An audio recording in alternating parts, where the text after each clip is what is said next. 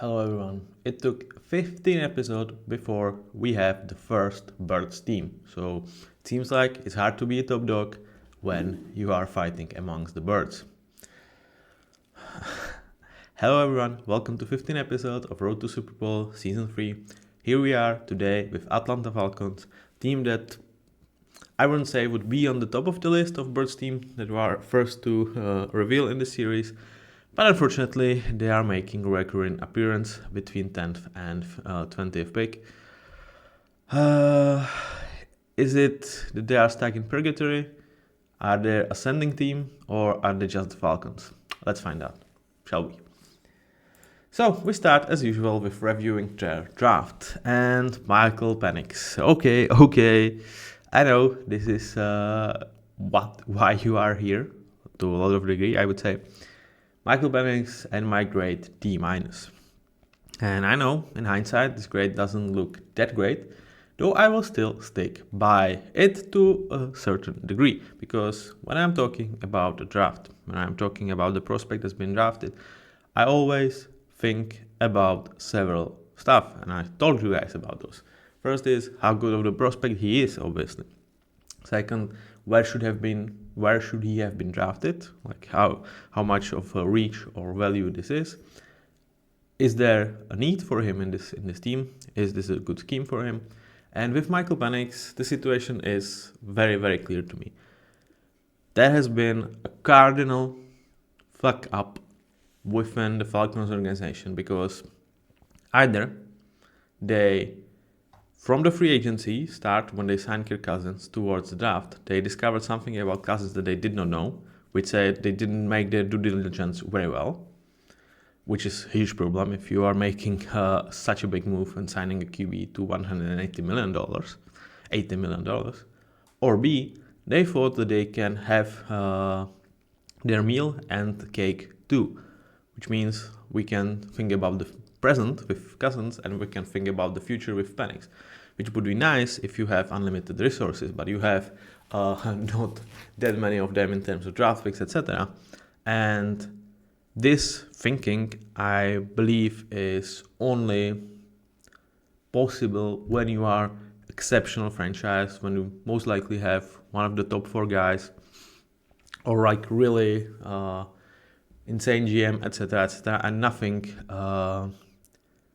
is true for the Falcons. So the thinking that they can like fight for this division with the Kirk Cousins, okay, that might have been the case, but really making like supreme attack on perhaps Super Bowls, whilst thinking about the future with Michael Penix as well, is just wrong. And it was wrong back in the days. And number 3 is like, I don't know what the explanation is, because if you were about to draft Michael Penix number 8 overall, I wouldn't have like too much to say about that if you didn't have Kirk Cousins, right? I told you, I signed a guy like Russell Wilson, 1 year, super freaking cheap deal because of him being released by the Broncos, who like $3 million or whatever was he playing on. And then you can do what they did with Cousins, but without 60 million in dead cap hit that is there for future when you release Kirk, without potential tampering charges that could cost them draft capital in the future. And also, I would argue you would get a better QB in Russell Wilson than Kirk Cousins, like based on performance last season. So if the plan was always to draft Michael Penix, to me it should never have been planned to sign Kirk Cousins. So I don't really understand this. In terms of, are they happy to have Michael Penix now? Yeah, of course they are. So I'm not going to act like I did not see Penix play. I did. I enjoyed it very much. This was very nice offense under him. It was really breath of refreshing air. But this is the best case scenario for Michael Penix, because he got 1 year to sit behind Kirk Cousins, to learn this offense, to really like being adapted towards the NFL, as well as coming into a situation where he was thought as a savior, where there was like really no pressure on him, and he got to play under really no pressure his first several games in the NFL, which I cannot envision a better scenario for Michael Penix. But even with this scenario, you can argue he missed 1 year of potential Robinson prime, Drake London prime, that especially when you talk about Penix, he is an older prospect that was much more ready towards playing that, let's say Drake May, let's say J.K. McCarthy, who were like, yeah, we are drafting them for the upside. Penix was always viewed as the guy that can probably do it immediately, similar to like Bo Nix, and they both showed that. So you can argue that, but on top of that, he's going to be handicapped by those 60 million and 60 millions in that cap hit from releasing Kirk Cousins. Like, don't get me wrong, like 60 millions is a lot of freaking money. Like, that will give you almost the whole Christian Wilkins contract last offseason, for example, or some great weapon. Let's say, T. Higgins on almost 2 years contracts, 2 years, 60 millions for T. Higgins, somewhere in the ballpark. That's a lot that he's going to have to overcome, not to mention the potential tampering charges and losing of draft capital in the future. So even in the best case scenario, this is not an easy situation for Penix. And when I was talking about this draft, I was always adamant that I feel like this is kind of the worst case scenario actually for Michael Penix, because even, like I said, even in best case scenario, he's entering not a great situation, or not as great of a situation that he could have inherited if they just went about this the right way. Obviously, they are super happy to have him. We will see how his second year is going to go. Like, we've seen similar things from Will Levis when he entered Tennessee last season, or like 2023, and then 2024 was hugely disappointing. Do I think Penix is due to the same destiny? No, I trust in him more than I did with Levis. And also, like, he has, I would say, much better personnel around him. So I think he's going to make it work. But, this could have been so much better for him, man. So much better. So right now, the grade would be probably B.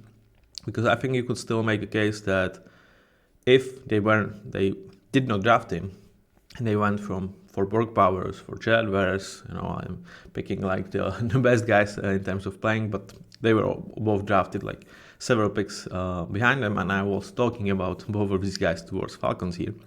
So it's not like I'm just cherry picking.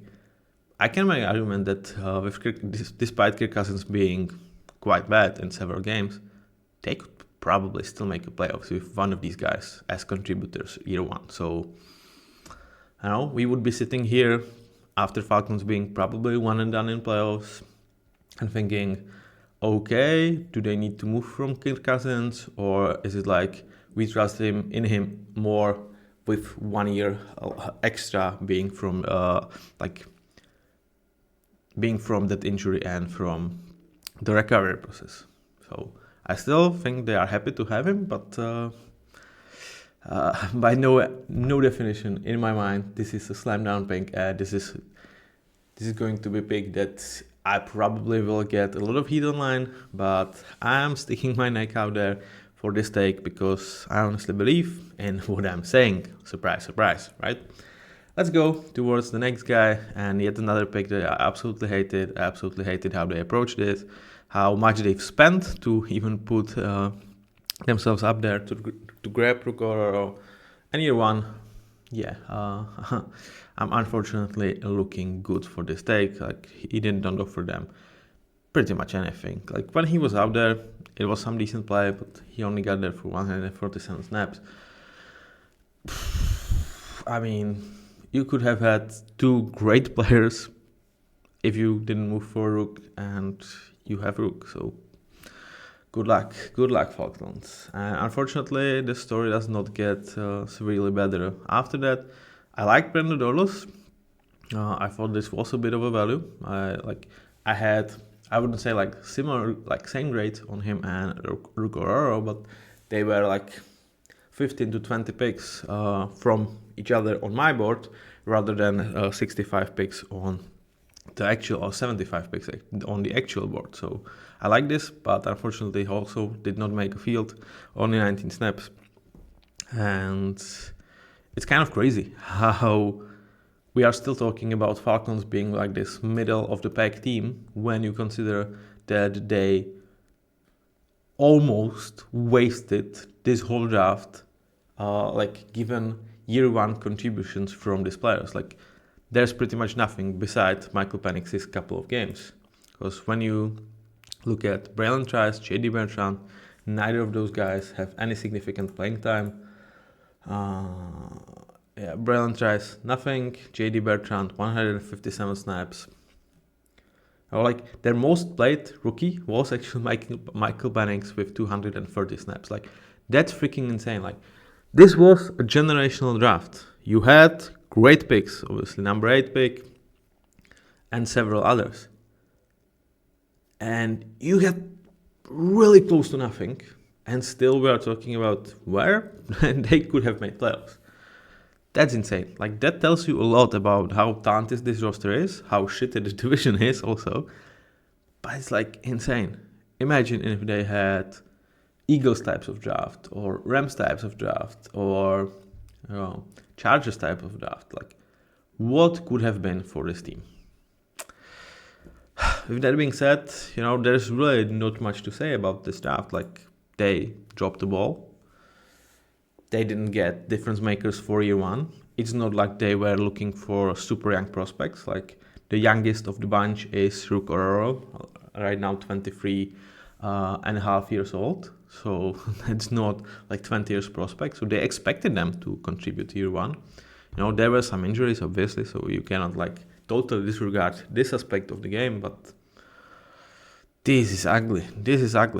And unfortunately, year from now, despite Penix looking really great and them looking to need him, this is still my least favorite draft from last year. It's as easy as that. Let's find out how the roster actually did in 2024. So we start with Kirk Cousins, and his numbers don't look nearly as bad as he looked on the field. Those numbers are hugely inflated from 2 games against Tampa, where he, this could have been 2 best games of his career. That was insane. He looked insane in those games, but the rest of the season was really hard to watch, especially at the last stretch. And what I think was, what is something that you don't necessarily see in the numbers is his lack of movement. That it was clear that he just cannot move out there. Not even in terms of Tom Brady cannot move. It was even worse than Tom Brady. He just wasn't mobile at freaking all, and it severely limited the way they could have run their offense. It was clear, it was visible, and it took some coordinators a bunch of weeks to work this out. But ever since that, it was, we know what you are running based on how Kirk Cousins is standing, etc. So that's also one thing that data this grades and raw numbers won't show you, but you need to study film for it. And I think they've made the right decision to put Penix over him, and I do expect them to release Kirk in this offseason. Though, is his career over? I would not be shocked if someone is going to take a chance similar to what did Steelers do with Russell Wilson. Because, he's going to be 1 more year away from the injury, from recovery. And again, there were some games when he looked great. So if he just can find a little bit of his footing back and can go towards a team that is talented, that's going to protect him, which he had that in Atlanta, but he could look as solid bridge QB. I don't think there is probably anything more in him. This year was truly bad. But I wouldn't put it past Raiders, past even possibly Giants, maybe even Titans. If I'm Titans, I'm definitely considering not drafting Cam Ward, probably drafting down, especially with the Giants, and bringing Kirk Cousins to compete with Will Levis on a very cheap contract. And I would be thinking that's kind of the best move my franchise can do. With Michael Penix, we talked about him with obviously draft grades. The huge thing about him, he is not afraid to put the ball out there, especially against Carolina. He looked really insane, and I feel especially a guy like Drake London is going to be I'm happy with that. Will this be something that, better equipped teams than Panthers, because Panthers defense was like laughable, unfortunately. They just lacked talent there. Something that they could exploit. They have the whole offseason. They know that Michael Penix is going to be aggressive in his decisions. So is there, that's why I also like make comparison to Will Levis, because there is a potential of him having a disappointing season like year 2 in similar fashion to Will Levis, where it's like the defensive coordinators can pick up on some of his aggressive decision making. But I do trust in him in terms of he's like put in still a really good situation, because the offensive line is great. There's several playmakers in Bijan, Drake, Darnell Mooney. I'm not going to mention Kyle Pitts as of now, because the future of him is very questionable. Like, he looked ugly last season. But there's still a lot of good pieces to work for Michael Penix. So these were your QBs. Now let's check the running backs. Bijan Robinson, just short of 2,000 yards overall. Exceptional season. Kind of not talked too much about, because they were not making playoffs, because there was like this Kirk Cousins, Michael Penix situation, because Saquon Barkley was insane, because Derrick Henry was insane. But dude, this is just why you absolutely can draft a running back in the top 10 when you see such a special talent. So Bijan absolutely showing off that despite them having Tyler Algier, despite them really struggling for several other pieces on this roster, this was a pick that you just could not hate, because you are getting an exceptional player, and 2 years in, he absolutely freaking shows that. I would be shocked if he does not have 2,000 yards next season. Behind him, Tyler Algier, he's in a weird situation, because he was drafted, I think he was like 5th rounder, if I'm not mistaken, on Tyler Algier. Let me check. Yeah, he was a 5th rounder, and he had really special rookie season. And then Atlanta is going, okay, let's take a top 10 pick and spend it on Bijan Robinson. I was like, dude, I thought that was your guy, right? And ever since then, obviously, his touches are going down. But is that necessarily a bad thing for Tyler Algier? Because whenever he's on the field, he absolutely shows that he is a really, really good running back. He also can take advantage of great O-line and guys being tired from chasing Bijan all over the field and tackling Bijan, etc. So he has really nice position to show off. And at the same time, he's just not getting so much wear on his body, because like 300 snaps a year, it feels fine. Like, it's not something that is going to stack up super quickly. And when you consider like him as a career for him, as a way of making a living out of NFL, this might have been the best case scenario, because I would be shocked if the teams out there, seeing what Algier can do, because he's really good running back, like, don't get me wrong, and him being like 26 next offseason when he's going to be out of his rookie deal, him having like 2,000 snaps under his belt, so nothing super significant, I would be shocked if he is not paid proper money, like 3 years, close to 30 millions, because he's that type of great player. There is also there's one thing that could prevent that, if all the teams think like, okay, this is because of the situation, because Bijan is wearing them down, but he has his first season to show for it. So I really, despite like everybody wants to play, everybody wants to show, I think this is a really good situation for Tyler Algier as a career for him. But I really like this guy. I hope he's going to get paid next offseason. And it might even be here, but I just don't feel like Atlanta can stomach really good contract for a guy that they do expect to have like 300 touches a year. That's just not wise spending of your money. In terms of wide receivers, Drake London, really, really nice season. I hope Michael Penix is going to ascend towards like one of the best young QBs in the game.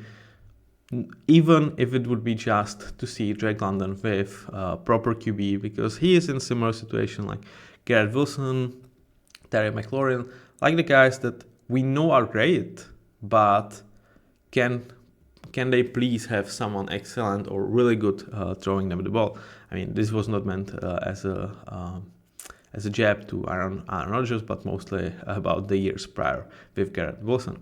Real nice find, Darnell Mooney. They really knew what they were doing, signing him as wide receiver number 2 for this type of offense. He is nice match with what Drake London skills. Like, they are very compatible next to each other. They really makes themselves whole in a way. And it was like, okay, he did not look great last year, but was it about him? Was it about Justin Fields? I think the answer is pretty clear. Darnell Mooney is one of the, I won't say the best wide receivers too, because there's a lot of great guys there, but I would say he's just your very good, slightly above average number 2 wide receiver, and you are absolutely happy to have him. And then you can talk about surprise, Ray-Ray McCloud, kind of late breakout for him, because like when we were used to like some surprises within the Falcons offense, like for example Jonnu Smith having almost the same amount of target as Kyle Pitts, like under Arthur Smith, or Tyler Archie having almost the same amount of touches as Bijan Robinson. This year, somehow, some way, Ray-Ray McCloud was this surprise. He had really just like 20 less targets than Darnell Mooney, and it was because he was able to come down with them. Like, he was not special, but he definitely outplayed what we thought of him.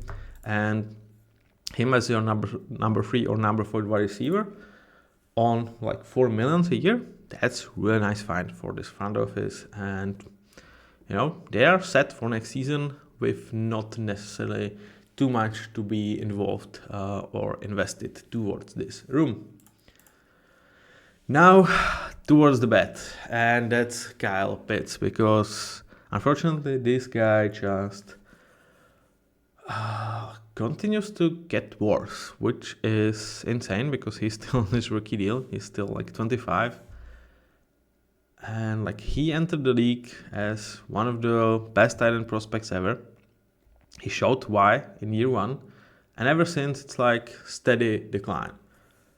And I'm not gonna say that I'm done with him, but it's ugly, man. It's getting ugly towards the point where I would not be shocked if they moved from him this year. If there's just something wrong with him matching with the Falcons uniform, and he needs a fresh start, because there has been like 2 years now. Like, we could sit here last offseason, or even like offseason before, but pretty much last offseason, like, we knew there was a talent. We've seen there was a talent on NFL level.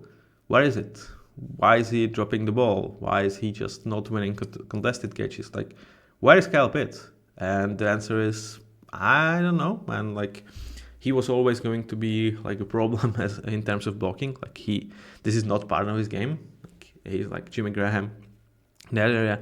He was always just going to be this huge specimen that, you know, anywhere between 5 to 20 yards from line of scrimmage, you are going to find him. He's going to catch it, and he's going to make another 10 extra yards because he's just that big, that strong.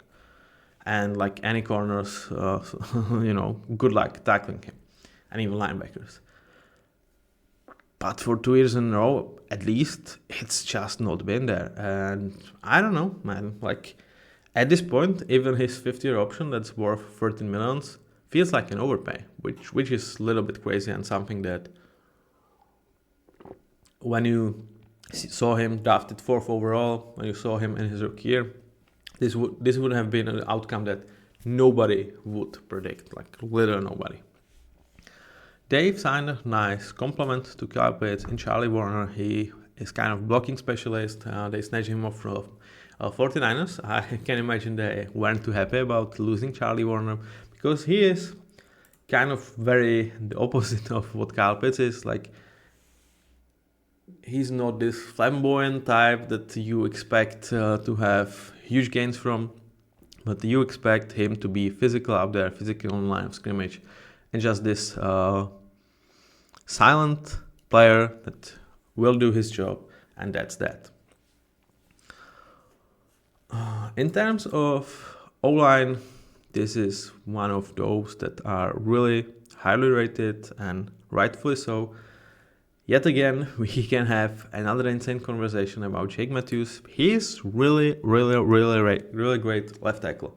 I don't think he's in the top half of left tackles, or maybe just on the verge of top half, which is crazy. Like, there is so many great left tackles in the league, and he absolutely showed that this year, that he is still doing it at very freaking high level. Like, he's been consistent throughout his career. Like, this was his 11th year, and like, he pretty much never had like a down year, never had the year in which you would question him being your starting left tackle, like perhaps like his rookie years. But even there, you know, like, yeah, his rookie year was a bit of a problem, but ever since, he's just a rock solid player. Opposite to him, Caleb McGarry, he had a bit of a rocky start. It was looking like, okay, maybe he's not the answer, but like, as the year progressed, I think he definitely came back to where we expected him to be, and he is very good and very solid right tackle. So you've got your tackles sorted out for at least 1 year. Both of them are 30 plus, and like, you will probably need to start looking for replacement, but for 2025, I don't see them going anywhere. And the good things about the O-line does not stop there, because it's even better with interior. You have Chris Lindstrom, who to me is like top 3 guard in the league. You can put some other into the conversation. For me, he could probably be the best, but it's really okay. Like, I would say he's the best run blocking OG in the league. In terms of pass blocking, he has his deficiencies, but like, you cannot make an argument that he's not at least top 3 at what he does, and he's like absolutely exceptional. They even like kind of, I wouldn't say like jumped the gun, but they were I would say lucky that the extension with him came a little bit earlier, before the guard market really exploded, because he's pretty much on the same dollars as Robert Hunt, which is like insane. I'm not saying Robert Hunt is a bad player, but the difference between them is quite big, you know, and having Chris Lindstrom around $20 million a year, that's a bargain, and you don't really say that too often about $20 million a year player. Matthew Bergeron, he's here too. Very nice progress. Absolutely what you wanted to see. Played the full season. Really exciting about his development. Like, he is not this rocket riser, but he just steadily improves into what you expect to be one of the better guards in the league. Not necessarily the best, but the guard that you will be happy to pay when his rookie deal expires in 2 years, and you are going to rock with him for years to come. In between them is Drew Dalman, and like, I'm a huge Drew Dalman fan, because 4 years in the league, and he's been really good since day one. Though in year 1 he didn't get a lot of opportunities. He was a later round pick. They have this O-line really built upon top picks. Like, Matthew Bergeron, I feel like, is the worst pick out of the 4. Jake Matthews was 6th overall, Chris Lindstrom 14 overall, and Caleb McGarry 31 overall. So 3 first rounders, 1 second rounder, and Drew Dalman is kind of odd man into this company with just 4th round pedigree.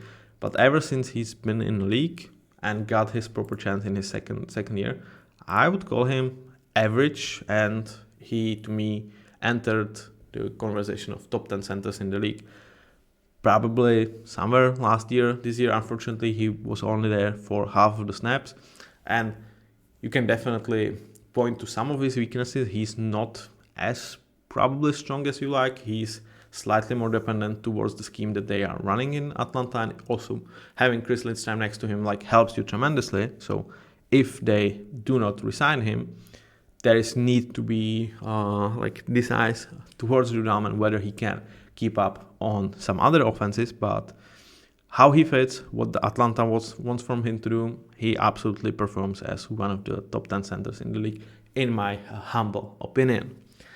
And the market on him is not going to be small, but I would expect them to really try and bring him back. To me, I would go as high as paying him $10 million a year, because he is still just 26, and I think he has a lot of good years ahead of him. And keeping this O-line together, especially this interior, for like 3-4 years to come, when you will probably need to replace your tackles in year, in Caleb McGarry's case potentially, and in 2 years with Jake Matthews, that would be how I approach this kind of refresh of this O-line. I would not refresh it immediately with letting go of Judon. They do have some interesting backups in Ryan Neville and Storm Norton. Both of them show that they are easy to plug in within this offense. And that's what great offensive lines do. Make it easier for like even bad players to be like inserted in and really looking solid. Though it's still quite a drop off from the main guys. Obviously, they can bring Ryan very cheaply back, and I do not doubt that they will do that. In terms of Storm Norton, he is a veteran signing that I do expect them to also just bring back and kind of run it with the guys that they can play, they can work in the system, and be really solid while doing so. So again, O-line is yet another thing that I do not consider a huge priority to address in this offseason for Falcons, though I think you definitely can make an argument that there needs to be something about the future within tackle position.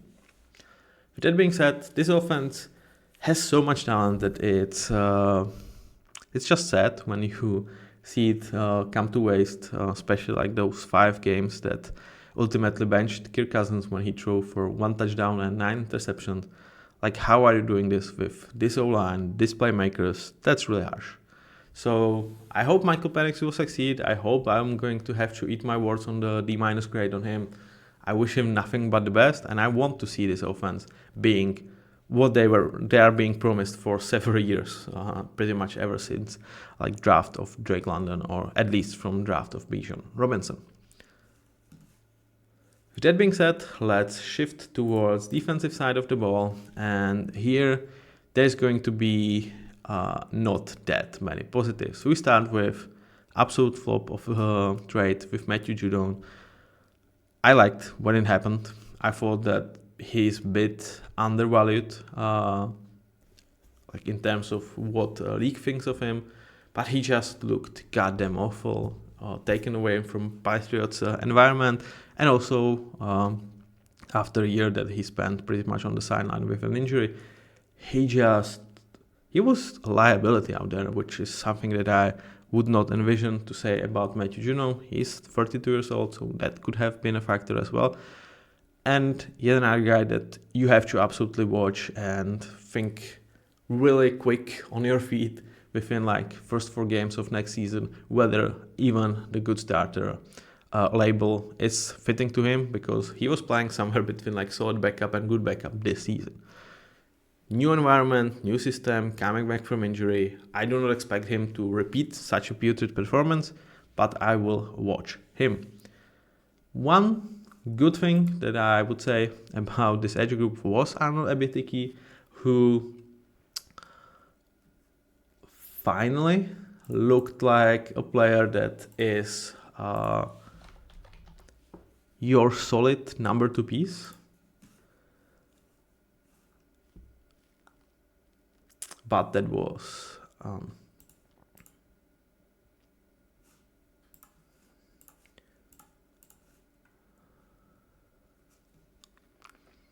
but that was also in a limited amount of snaps for him, unfortunately. And it was not like he was injured, he just didn't earn, I would say, the complete trust of his defense. And it's like they were so bad, like they could not generate pressure with this D-line, that even a guy that I would say played very solid, he was just, they just were trying to make, throw shit at the wall and see what sticks. And I would say like Arnold was probably the best out of those guys. In terms of other players, these are the backups that did not see the field too much often. Nothing really excited to see. No really like great storylines, no great finds. Rotational guys, yes, but they are lacking top guys that these guys could back up. In terms of interior, two veterans in Atlamta and Grady Jarrett that, especially in Grady Jarrett's case, are start to show quite an unfortunate signs of decline. And again, like for what he's right now, he's a solid player, he's a good player, but he's far from his best years. So you have to really look at him with the optics of right now. I cannot think about 2020, 2019, where he was one of the most disrupting D tackles in the league. And like they are good together, they are a good duo. They are not pushovers, they will not like lose you the games, but for almost like 40 millions that you are paying them to be here, this was a year where you probably got your money worth in a sense. It's going to be super hard to get that in 2025 because they will probably continue to decline a little bit more. So that's one thing. And the other thing is like, yeah, they only have contract for next year's, and where is the successor? Like you drafted those guys in the order, but year one did not really look like they will be able to fill the shoes that are big based on history, but not necessarily super big right now, because those guys are really start to slowing down. So overall, here we talk about clearly the biggest issue of the Atlanta Falcons. It's the D-line. It's them being unable to generate pretty much any pressure throughout the 2024. And once again, like everybody knew, this is your Achilles. You needed to address that. They tried, but with, in my eyes, wrong players. And I've said it was wrong players.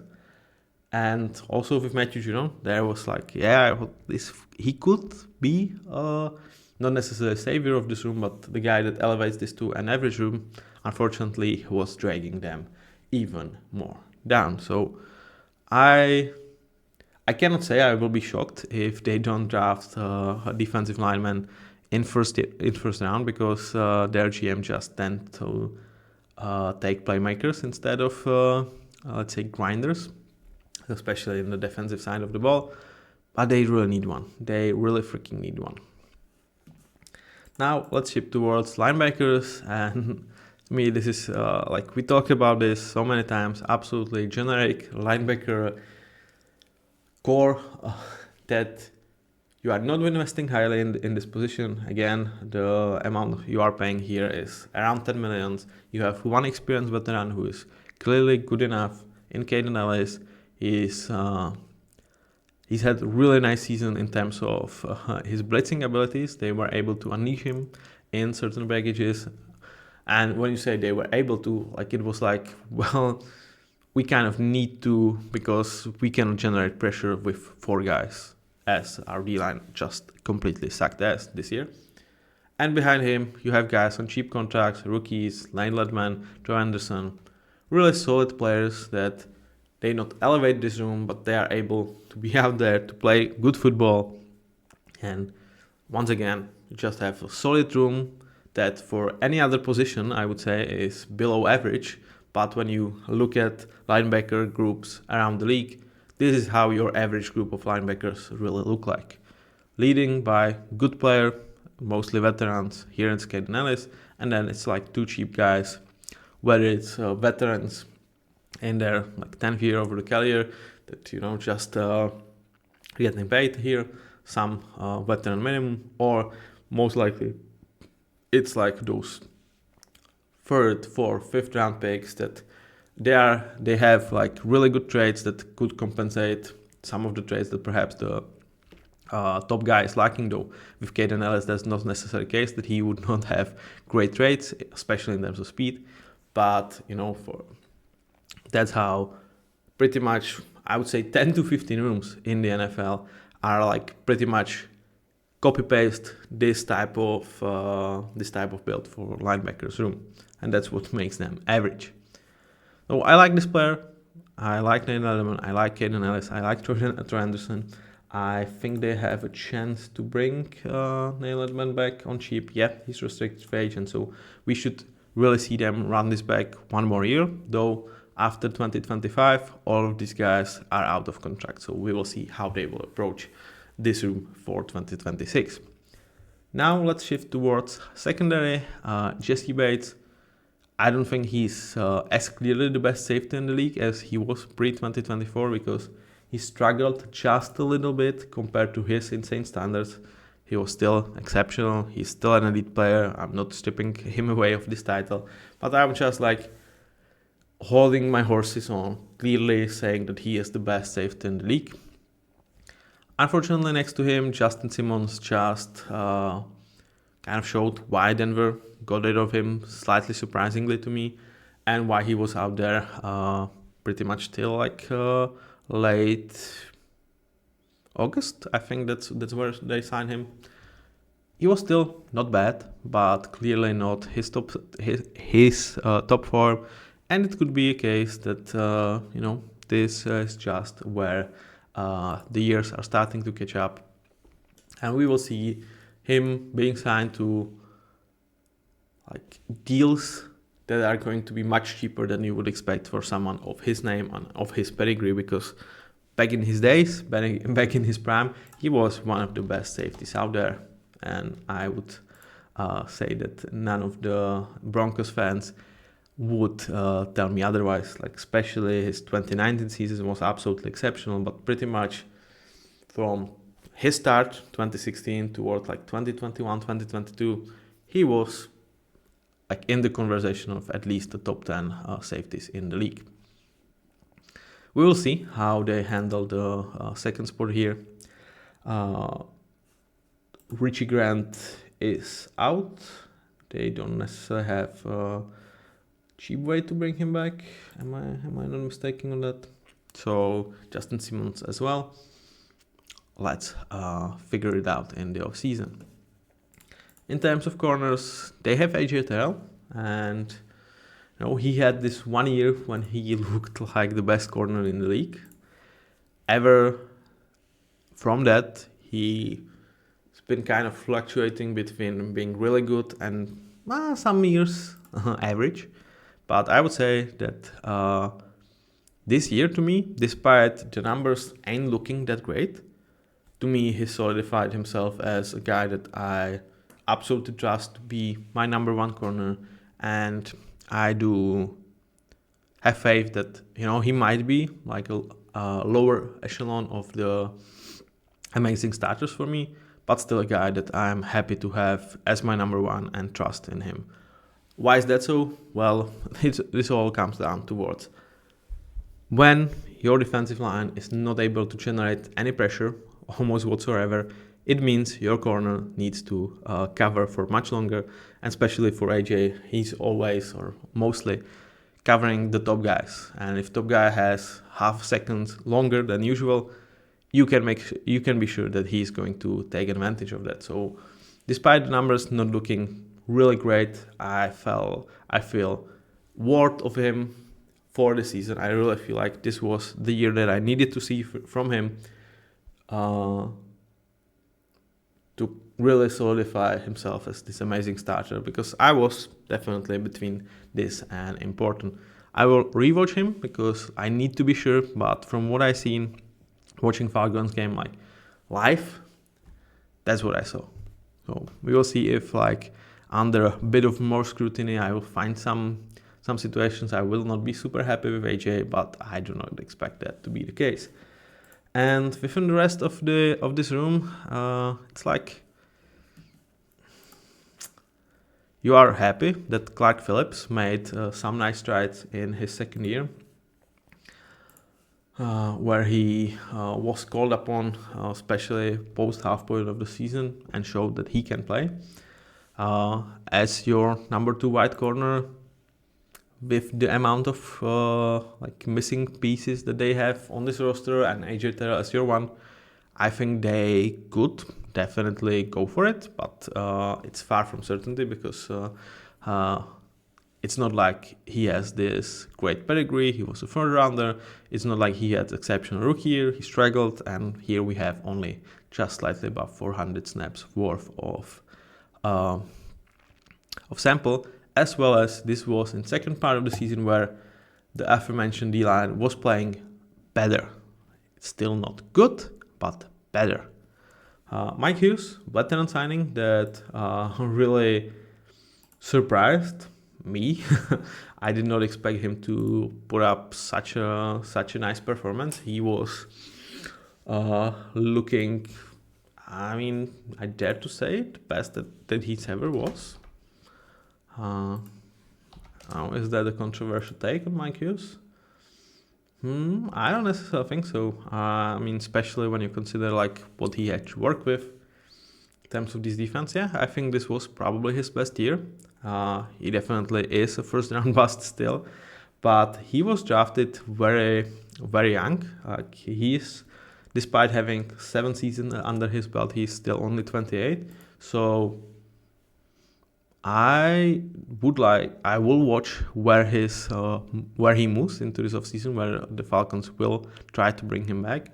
And I would not put it past him to something starting to click more and more, and him like being this later career bloomer that is able to put himself into like a good starter situation for several years to come and carve a career that's going to still probably be underwhelming for the 30th pick of 2018 draft, but still something that you can be happy and can make nice bucks later in your days. The Alford, I think you can see why they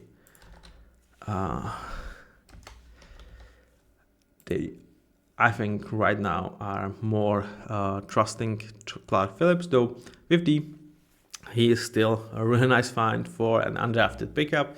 And just as with Nate Letterman, after 3 years, those undrafted guys are restricted free agents towards this franchise, so they have really easy way to bring him back on very cheap contracts, and I would be shocked if they did not do that because he's still a decent player.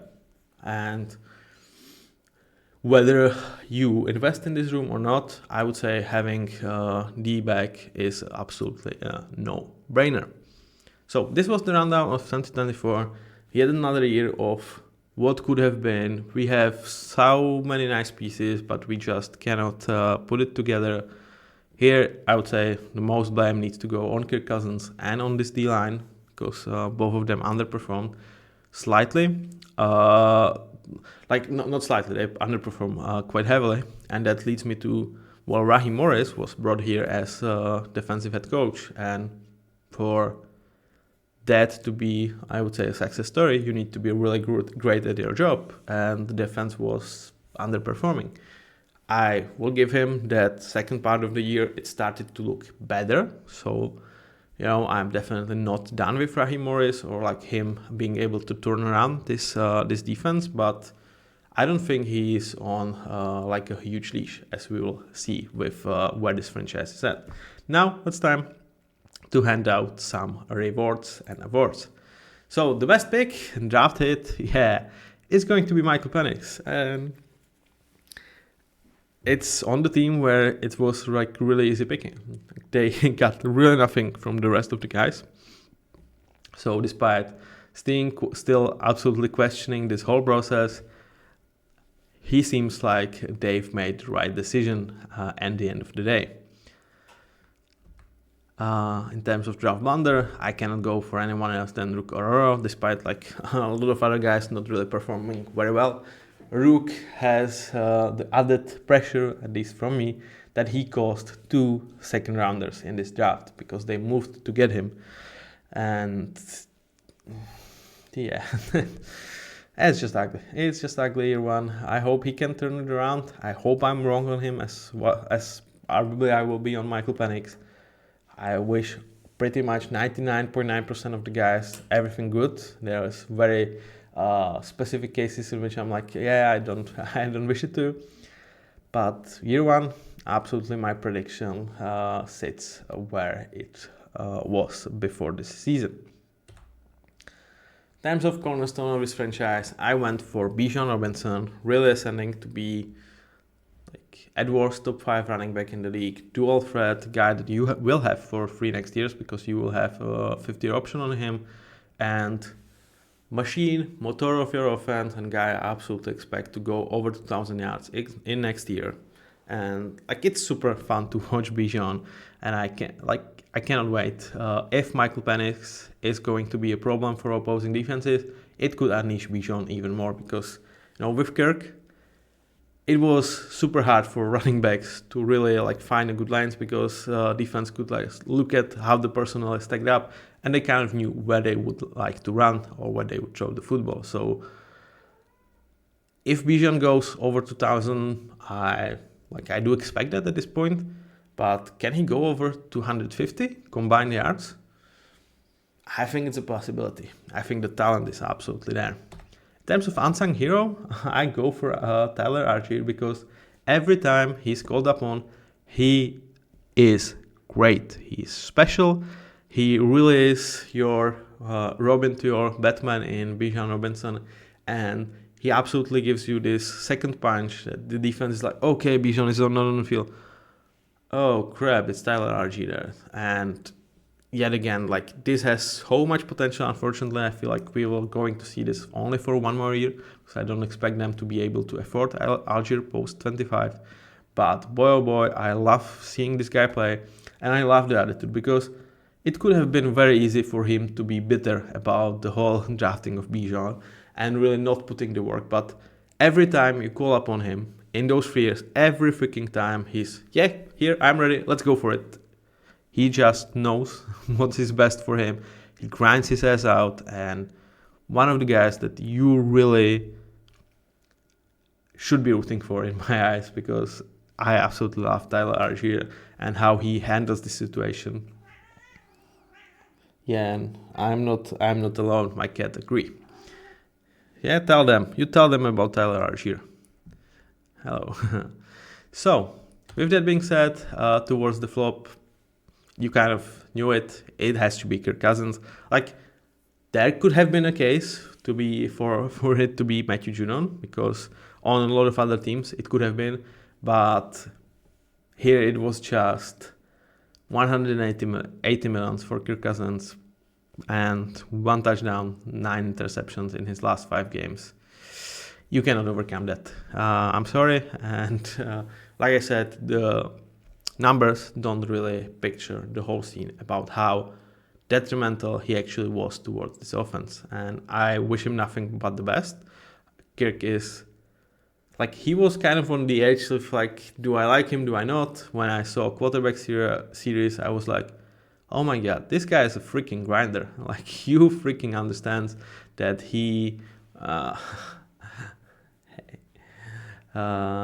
he needed to work for his opportunity.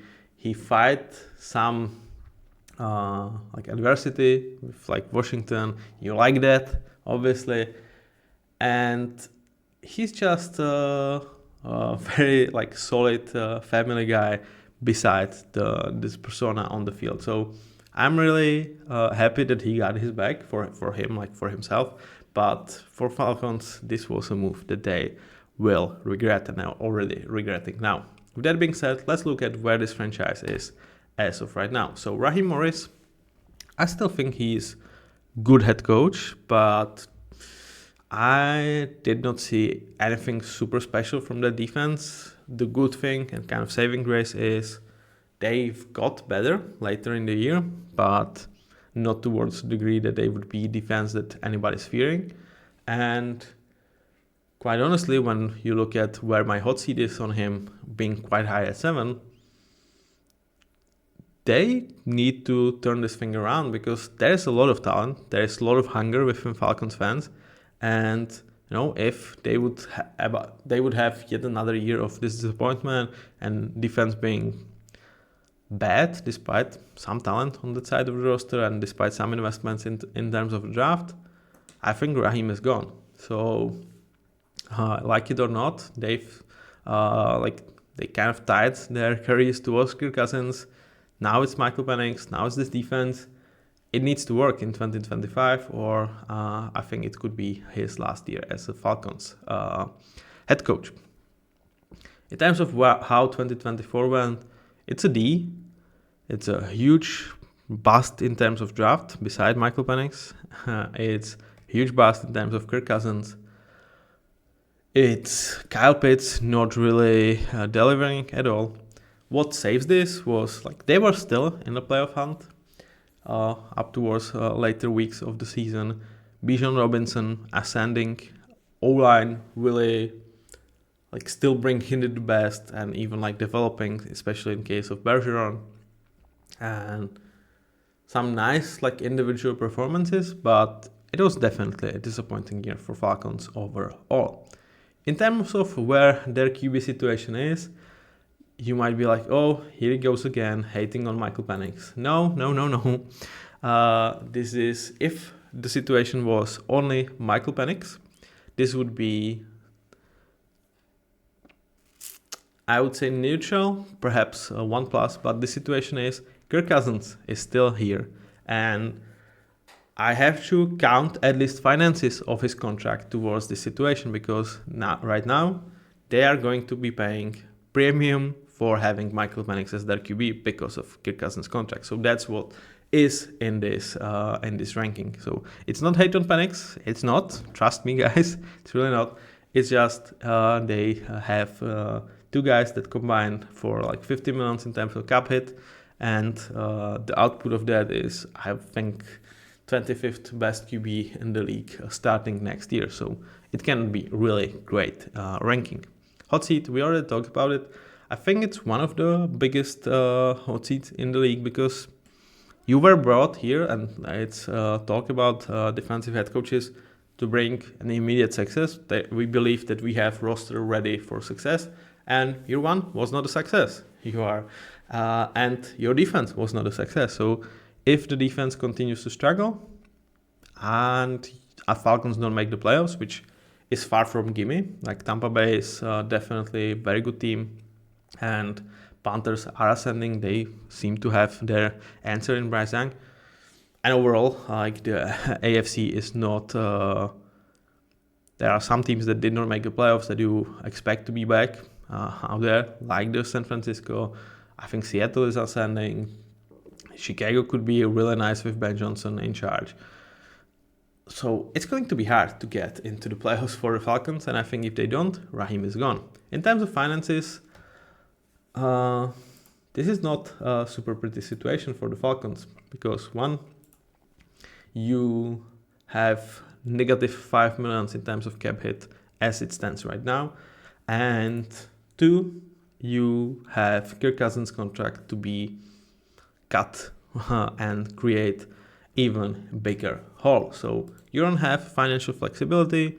You are expected to even add to that with that cap hit of Kirk Cousins that frees you up for the future, but for right now it doesn't give you any additional space, even though you can cut him as post-June cut, which would still not increase your cap space for the season. Kind of the only saving grace is to me that you have some guys on great contracts, for specifically Chris Lindstrom, and you have some of the young guys still on good contracts because they are rookies, but you kind of messed up this window of Drake London. You are going to pay him, and the only like guy that is there for a couple of years and you are certain is an absolute hit and absolute pennies on the dollar for next 3 years is Bijan Robinson. Beside that, the finances always have slight part in terms of how this draft went for you. And Rooker or Brandon Dorlus, JD Bertrand, like none of them seems like a hit. So obviously having guys that perform as rookies is good for your finances because you know you have them for 3 years for cheap. The only saving grace that I would say for the finances of the Falcons is they have pretty much zero money committed down the line. So they have not borrowed from their future, and perhaps that's something that they will call upon and have as a means to figure out this Kirk Cousins situation. Strength of this team, I chose Bijan because I think he is, I can't say the best player because he really fights with Chris Lindstrom on that spot within this franchise, but he's absolutely the most exciting players on this roster. And I would say like if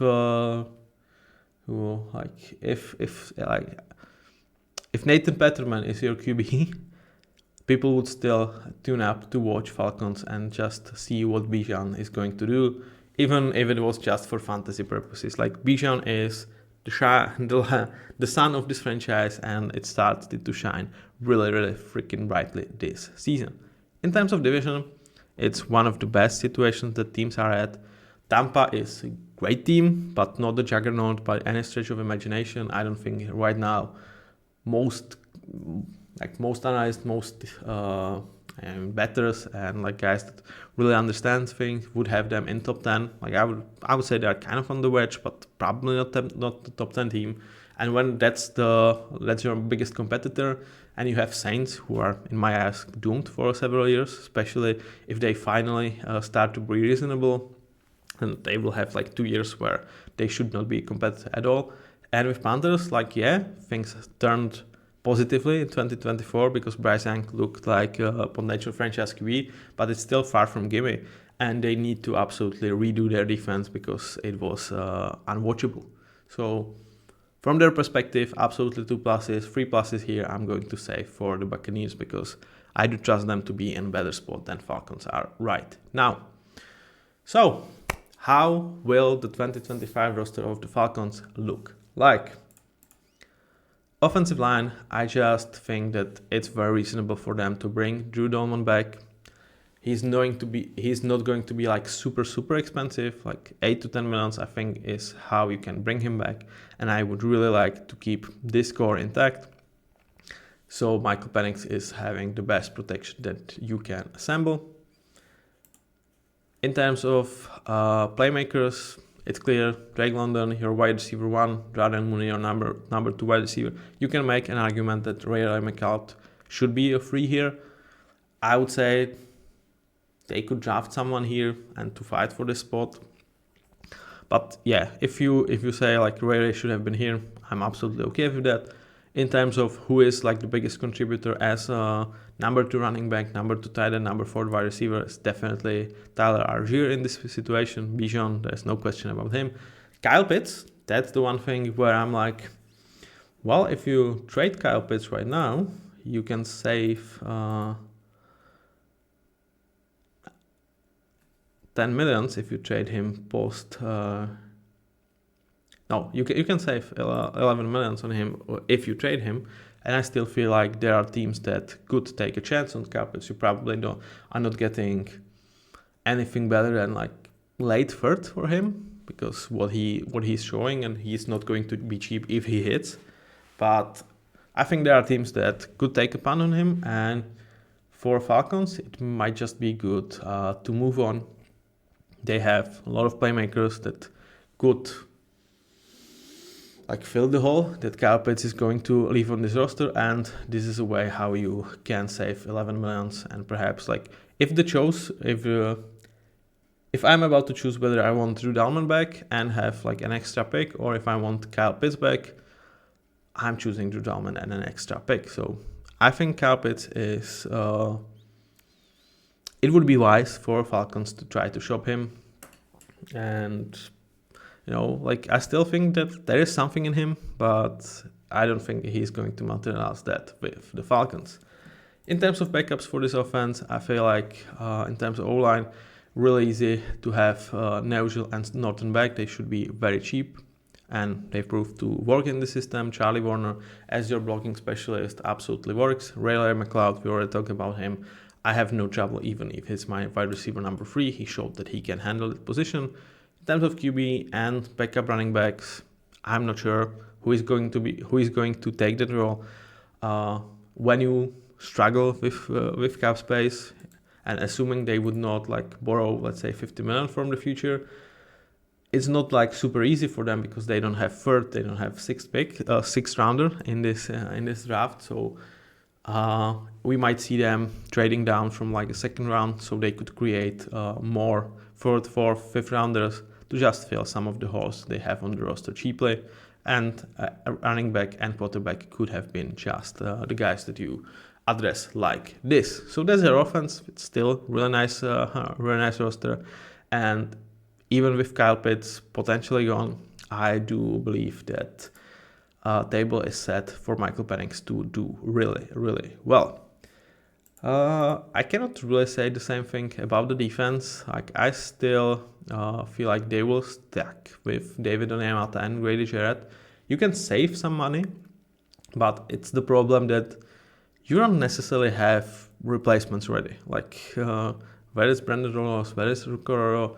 Neither of these guys showed that they could handle NFL as of right now, and I feel like this is still the window the Falcons will try to abuse and will try to be successful at.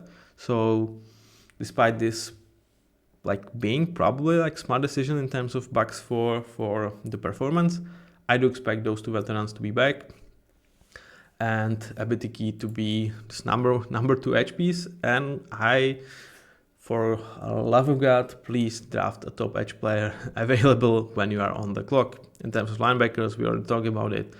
It's very simple. It's very easy. It's going to be Caden Ellis. It's going to be Nate Landman brought back on cheap. I really don't see how they would do this any other way. In terms of secondary, you have your number 1 corner. You have your number 1 safety.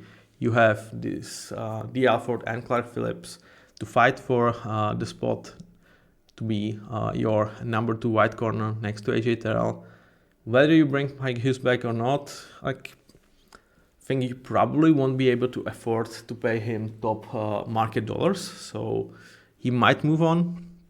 But if there is a possibility, I would really like to see Mike Hughes back on this team because he really seemed to fit what Raheem Morris wants from this defense very, very nicely. So is this a great room? Hell, it has 2 great leaders. It has some interesting young talent. And it needs to be filled with quality players, not necessarily on great deals. So good luck with that. In terms of backups, you clearly have your guys for defensive line. You need to get something from Rucororo and from Brandon Dorlus. There is Zach Harrison. So as a potential option. But is this like something that you are hugely excited? Not really. In terms of secondary, DeMarco Hillams is still under contract for 2 years. He looked solid in the first year, but they did not feel like they can entrust him in the year that they were trying to go for it. So that's why they brought Justin Simmons. In a year where they will be struggling to go under cap hit, it might be a case for DeMarco Hillams to get his full-time starting opportunity. With Troy Anderson, really nice and solid backup for your linebacker room. In terms of corners, you don't necessarily have your 5th option as of right now, but it's not like a super great problem that it's not unfixable with like UDFA talent or like cheap veterans, or even like entrusted it in some solid backup players that you have on this roster. I just have no idea who would that be as of right now. Like who clearly would that be? So here I put like guys that I am very close to certain that this is going to be the role that they will fill for this roster. So, with that being said, we've approached the final moments of this episode. It's been tiring one because it's yet again what could have been if they just had better quarterback play. Is it fixed for 2025? I wish, but am I certain of it? No. Cannot really be certain about a guy that played 5 games in NFL and was not viewed as this exceptional prospect. He was viewed as a very good one, but not exceptional. The things are still in favor of the Falcons, but they were in last 2 years and they've done close to nothing with that opportunity. So, if we sit here again next year and we are talking, okay, what could have been? I feel like we would get the answer where I was starting this episode with. Are they in purgatory? Are they ascending? Or are they just the Falcons? And I would say, unfortunately, the answer would be number 3. They are just the Falcons. They cannot get it done. And potentially the cloud of that famous Super Bowl 28-3 against Patriots could still be hanging over this franchise. It's you could say it's still going over Seattle with our 1-yard interception. So thanks, Patriots, for crushing dreams of 2 franchises. With that being said, we reached the end. Thank you very much for watching. Thank you very much for listening. Leave a like, leave a comment. You will support me in a great way by doing that. And we will see you with an episode that will slowly but surely put us towards half of the point of this series of Road to Super Bowl with Arizona Cardinals. Till then, have a nice day. Bye-bye.